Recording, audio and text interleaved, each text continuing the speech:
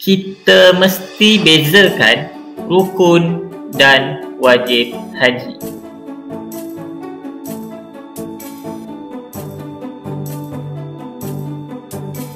Alhamdulillahirabbil alamin wassalatu wassalamu ala asyrafil anbiya'i wal mursalin wa ala alihi wa sahbihi ajma'in. Bersyukur kita kehadrat Allah, kita dapat meneruskan lagi siri ulang kaji umrah dan haji siri yang ke-23. Siri ini dilakukan insya-Allah live-nya setiap hari Isnin sehingga Jumaat pada jam 10 pagi, dan ada juga suntingan videonya yang saya akan uploadkan di YouTube Umrah Andalusia Bahau dan IGTV Umrah Andalusia Bahau. Kita akan masuk ke satu topik yang baru, iaitu mengenai wajib haji. Sebelum itu, kita kena mengetahui apakah perbezaan rukun dan wajib haji. Pada siri-siri yang awal sebelum ini pun sudah kita bicarakan berkenaan dengan siri ini. Saya ulang lagi sekali dengan jadual yang insya-Allah lebih memudahkan untuk kita faham dan ingat perbezaan rukun dan wajib haji. Jadi terima kasih kepada anda semua yang sudah share dan yang sudah kongsikan, sudah beritahu kawan-kawan berkenaan dengan perkongsian yang kita berikan ini. Semoga ia memberi manfaat kepada kita dan juga kepada orang lain, insya-Allah. Kenapa kena bezakan? Nanti bila kita belajar pada siri ini, kita akan tahu kenapa mesti kita bezakan rukun dan wajib haji.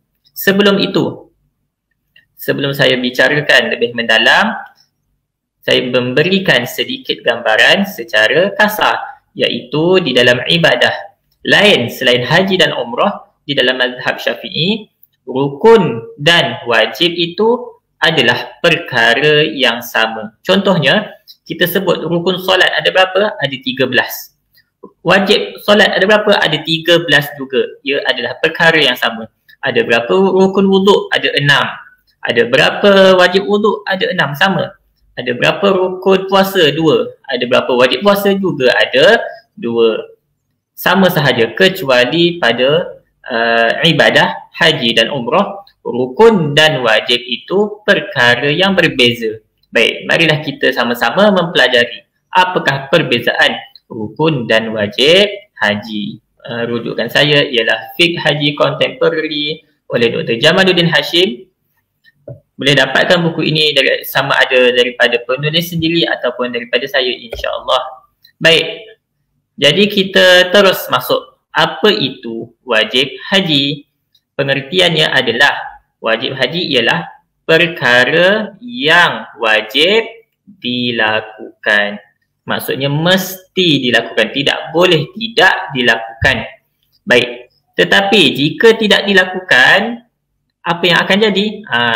Kita bezakan kat sini. Dia tidak melakukan tu sebab apa? Adakah dia sengaja tak nak buat, ataupun dia tidak sengaja atas alasan-alasan yang tertentu, ataupun terlupa atas ada apa-apa uzur syar'i, ataupun dia terlupa. Itu dikira tidak sengaja. Kalau sengaja ni dia tahu, dia sengaja tak nak buat, dia boleh buat tapi dia sengaja tak nak buat. Okey, jadi kita bezakan dua itu. Jika dia tak melakukan secara tidak sengaja, dan jika dia tidak melakukan salah satu daripada wajib haji dengan sengaja, status hajinya kedua-duanya adalah sah.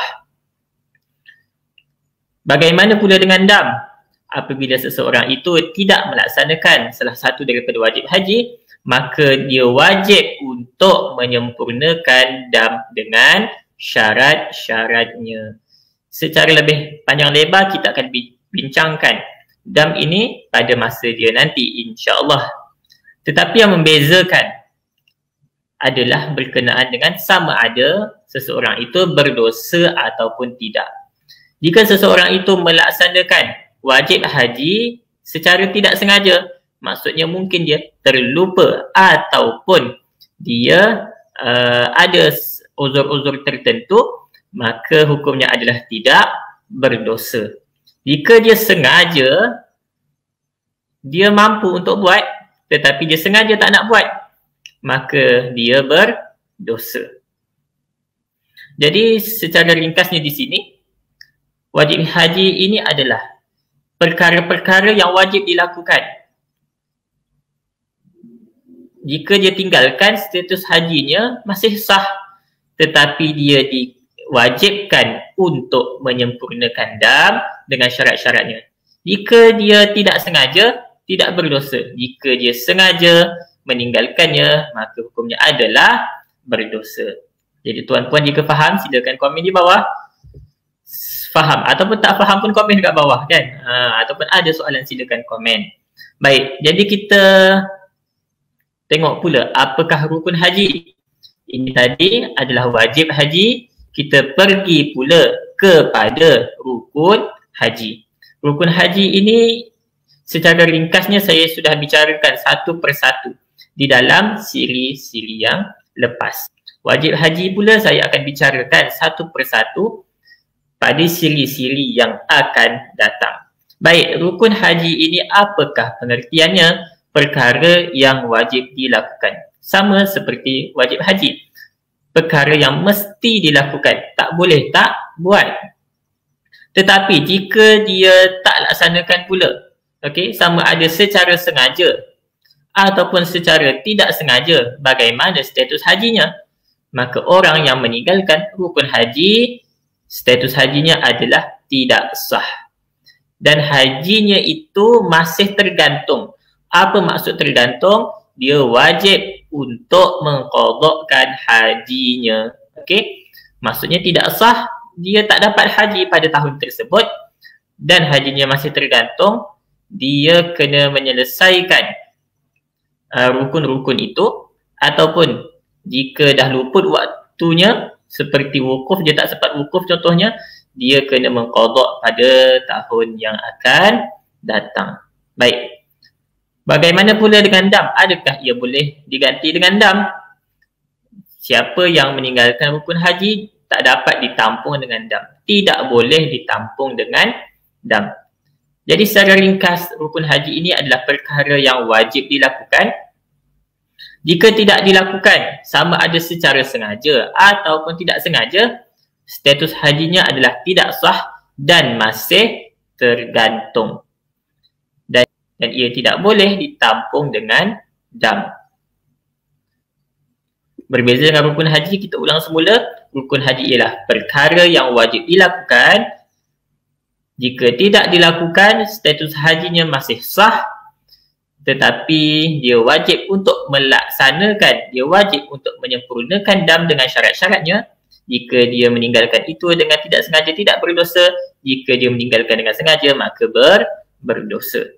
Ini adalah perkara-perkara rukun dan perkara-perkara wajib. Okey. Wajib haji ialah perkara yang wajib dilakukan. Jika ditinggalkan dengan sengaja atau tidak, hajinya tetap sah. Betul. Jika sengaja ditinggalkan wajib haji, seseorang itu akan menanggung dosa. Ya, betul itu. Baik. Jadi kita tengok pada rukun dan wajib haji. Apakah perkara-perkara rukun? Apakah perkara-perkara wajib? Rukun yang pertama adalah berniat ihram. Rukun yang kedua berwukuf di Arafah. Rukun yang ketiga bertawaf ifadah. Ataupun nama lain dia apa? Siapa yang tahu boleh komen di bawah. Ada 3 nama dia. Tawaf ifadah, tawaf rukun dan tawaf haji. Baik. Rukun yang keempat iaitu sa'i haji. Rukun yang kelima bercukur atau bergunting. Rukun yang keenam tertib pada kebanyakan rukun. Manakala wajib-wajib haji pula adalah yang pertama berniat ihram di miqat. Okey, kita beza rukun yang pertama iaitu berniat ihram. Niat itu maksud sahaja aku berniat haji dan berihram dengannya kerana Allah Ta'ala, itu adalah niat ihram. Niatnya di dalam hati. Wajibnya apa? Di miqat. Berniat di miqat, tempat dia berniat itu. Okey, itu adalah wajib haji. Maksudnya kalau dia tinggalkan, dia tidak berniat di miqat, maka dia dikenakan dam dan hajinya masih sah. Baik. Kemudian wajib yang kedua iaitu meninggalkan larangan ihram. Ada berapa larangan-larangan ihram? Ada 13. InsyaAllah pada siri-siri yang akan datang kita akan berbincang berkenaan dengan larangan-larangan ihram ini. Dan yang ketiga adalah bermalam di Muzdalifah. Wajib yang keempat, melontar batu di Jamrah Al-Kubra pada tarikh bila? 10 Zulhijjah. Wajib yang kelima, bermalam di Mina. Wajib yang keenam, melontar batu di 3 Jamrah. Tarikh bila bermalam di Mina? 11, 12 dan 13 Zulhijjah. Begitu juga melontar batu di 3 Jamrah juga adalah pada 11, 12 dan 13 Zulhijjah. Itu adalah perkara-perkara. Ada 6 rukun haji dan ada 6 wajib haji. Kita mesti dapat bezakan perkara-perkara ini. Ini pula adalah jadual yang saya susun. Saya telah bicarakan ini pada siri yang lepas yang berkenaan dengan cara-cara mengerjakan haji. Ada 4 cara, boleh lihat semula pada siri yang lepas di YouTube ataupun di Instagram ataupun di Facebook. Kita teruskan kepada jadual ini. Okey, perjalanan haji mengikut tarikh. Ada susunan-susunan yang berbeza. Kita sudah bicarakan pada siri yang lepas. Ada 4 cara. Kali ini saya tunjukkan satu sahaja cara dan lihat di mana ibadah-ibadah wajib dan rukun tersebut. Okey, dia tidak dilakukan dengan urutan dia kan. Rukun contohnya kita buat rukun sahaja dulu, cukup selesai 6 rukun baru kita buat 6 wajib. Tidak begitu. Dia ada masa-masa yang tertentu. Di dalam ibadah haji wajib ataupun penting untuk kita mengetahui bilakah masuk waktu. Jika solat, kita kena tahu bila masuk waktu subuh, bila berakhir waktu subuh, bila bermula waktu zuhur, bila bermula waktu asar, bila berakhir waktu asar. Begitu juga dalam ibadah haji, kita kena tahu bilakah masuk waktu wukuf, bilakah berakhirnya waktu wukuf dan yang lain-lain. Okey, itu kita kena faham. Baik, pada 8 Zulhijjah. Okey, ini tarikh-tarikh ini adalah contoh ataupun tarikh-tarikh ini adalah kebiasaannya. Okey, dia mungkin akan juga berbeza lah. Baik, pada 8 Zulhijjah, okey, jemaah akan berniat ihram. Yang saya tandakan dengan warna kuning adalah rukun haji. Yang tidak ada warna kuning adalah wajib haji. Baik, jadi rukun yang pertama berniat ihram. Pada hari pertama, seseorang itu berniat ihram, dia melaksanakan rukun haji yang pertama. Kemudian dia berniat itu di miqat. Okey, itu adalah wajib haji. Kemudian bermulanya daripada berniat itu, orang yang melaksanakan ihram itu ataupun orang yang berada di dalam ihram wajib meninggalkan semua 13 larangan ihram. Maksudnya di sini, jika dia tidak berniat ihram, tidak sah. Tidak bermula pun lagi haji dia. Jika dia tidak berniat di miqat, dia meninggalkan miqat ataupun dia berniat melepasi miqat ataupun dia meninggalkan salah satu daripada pantang larang ihram, maka dia diwajibkan untuk membayar dam. Ada syarat-syaratnya. Baik, kemudian pada 9 Zulhijjah, jemaah haji akan berwukuf di Arafah. Itu adalah rukun haji yang kedua. Kemudian pada malam itu, malam 10 Zulhijjah, jemaah haji akan bermabit ataupun akan bermalam di Muzdalifah. Itu adalah wajib haji yang ketiga. Kemudian jemaah haji akan melaksanakan tawaf haji. Tawaf haji adalah rukun yang ketiga. Kemudian akan melaksanakan sa'i haji, rukun yang keempat. Kemudian akan bercukur atau bergunting, rukun yang kelima. Kemudian akan melontar jamrah Aqabah. Jamrah Aqabah pada 10 Zulhijjah. Ataupun nama lain dia adalah Jamrah Al-Kubra. Melontar jamrah tu kan? Okey, 7 biji batu. Itu adalah wajib haji yang keempat. Kemudian bermabit di Mina pada malam 11, malam 12 dan malam 13. Jemaah haji akan bermalam di Mina. Itu adalah wajib haji yang kelima, dan melontar jamrah di ketiga-tiga jamrah pada hari-hari tasyrik, iaitu pada 11 Zulhijjah 3 jamrah, pada 12 Zulhijjah 3 jamrah, dan pada 13 Zulhijjah 3 jamrah. Setiap jamrah itu dilontar dengan 7 biji batu. Itu adalah wajib haji yang ke-6. Dan tertib pada kebanyakan rukun haji. Itu adalah rukun haji yang ke-6. Kita sudah bicara sebelum ini panjang lebar tentang tertib pada kebanyakan rukun ini. Secara ringkasnya apa dia? Niat ihram mesti mendahului semua rukun-rukun haji.